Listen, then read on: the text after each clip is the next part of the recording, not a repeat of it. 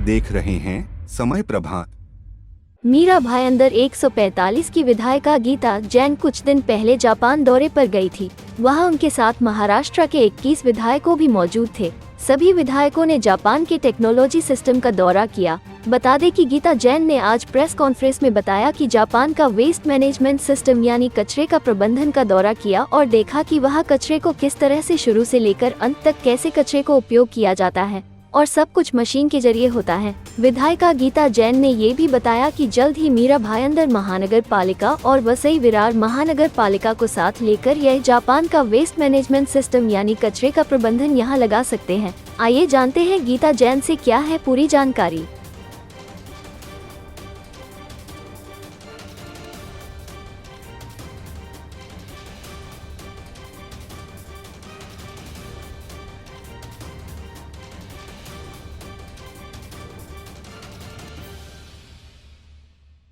कि अभी कल ही मैं जापान दौरे से आई हूँ, तो मुझे लगा कि वहाँ क्या पॉजिटिव है क्या नेगेटिव वहाँ कुछ भी दिखा नहीं। लेकिन माननीय राहुल जी नार्वेकर जी के अध्यक्षता में हम लोग 22 MLAs वहाँ गए थे। एक डेलीगेशन हमारा वहाँ गया था। वहाँ असेंबली, वहाँ के स्पीकर, वहाँ के हमने विधानसभा वगैरह देखी और उनके साथ इंटरेक्ट किया। मेन जो हमारे जहाँ हमें लेके गए वहाँ टेक्नोलॉजी के लिए लेके गए थे, चाहे वो गाड़ी बनाने की टेक्नोलॉजी हो चाहे और कुछ टेक्नोलॉजी हो। लेकिन सबसे जो सुंदर, यानी मैं अगर आपका पॉइंट आउट करना चाहूँगी तो वो टेक्नोलॉजी है वेस्ट मैनेजमेंट की। हमें वो प्लांट में लेके गए थे और मुझे लगता है कि जापान के जैसा वेस्ट मैनेजमेंट मैंने शायद ही कहीं देखा है। मैं बोलूँ कि कहीं नहीं देखा है तो चले। कहीं भी लोगों के, आदमियों के हाथ नहीं लगते। हमारे यहाँ हर बार हादसे होते हैं। हर बार हम ये सोचते हैं कि वहाँ ये हाथ लगाते हैं तो उनको बीमारियाँ 17 होती है। वहाँ किसी भी पूरे उसमें इंसानों के हाथ नहीं लगे। सब ऑटोमेटिक।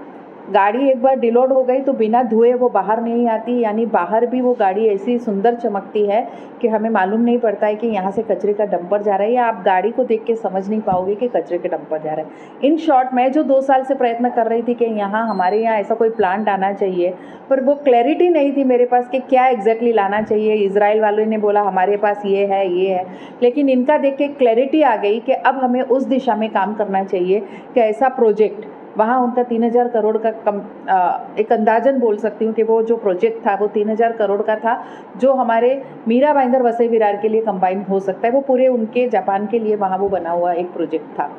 तो अमूमन यानी हमारे रुपीज़ में 3000 करोड़ का वो प्रोजेक्ट है। लेकिन उसके बाद एक बार अगर वो प्रोजेक्ट में हम कुछ डाल देते हैं तो उसके बाद एक भी कचरे की ऐसी कोई भी चीज़ नहीं थी जो वेस्ट गई।